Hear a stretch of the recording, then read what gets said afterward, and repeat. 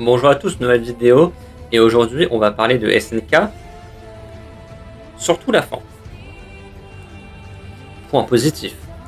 Le premier point positif chez SNK, et celui qui est le moins négligeable, c'est le dessin et l'animé. Qui a déjà vu un manga qui est mal dessiné, qui est mal animé, et pourtant qui est aimé?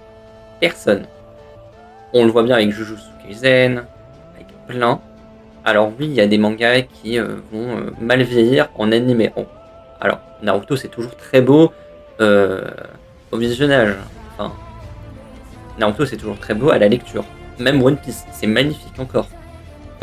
Même c'est mieux avant que maintenant, One Piece. C'est ça qui est incroyable. Mais SNK, il a cette capacité d'avoir des très jolis dessins et un très bel animé qui va sûrement pas mal vieillir.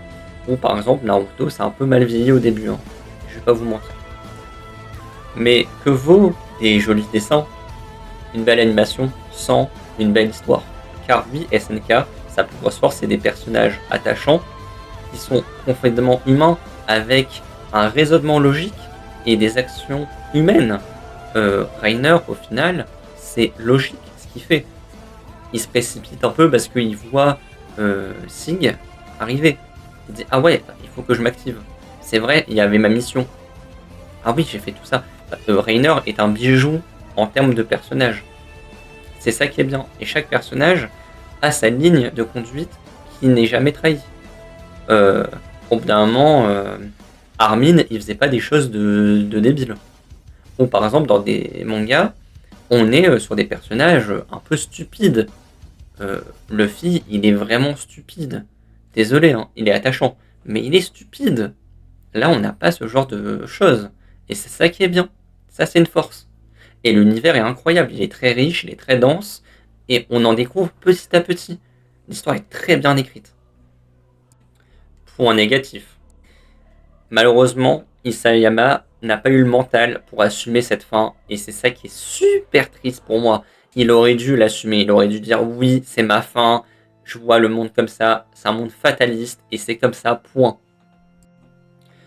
Et le dernier point, en tout cas, et pour moi c'est le plus gros point négatif, c'est l'animé de la saison 4, qui en plus de ne pas être très beau, car la CGI fait que les titans étaient vraiment pas très beaux, on a eu la suite au bout de 3 ans, et c'est vraiment dommage, parce que imaginons on n'avait que la saison finale en une seule partie, ça aurait été vraiment incroyable, et même avec la fin alternative, ça aurait été vraiment extraordinaire.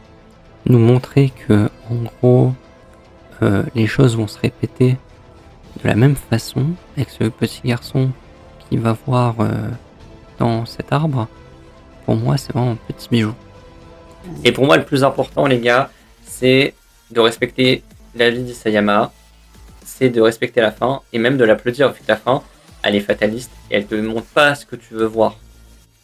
Ce que tout le monde voulait voir, c'est que les Eldiens soient heureux. Non, les Eldiens ne seront jamais vraiment heureux. C'est la fatalité de la chose. Et c'est ça qui est beau chez SNK.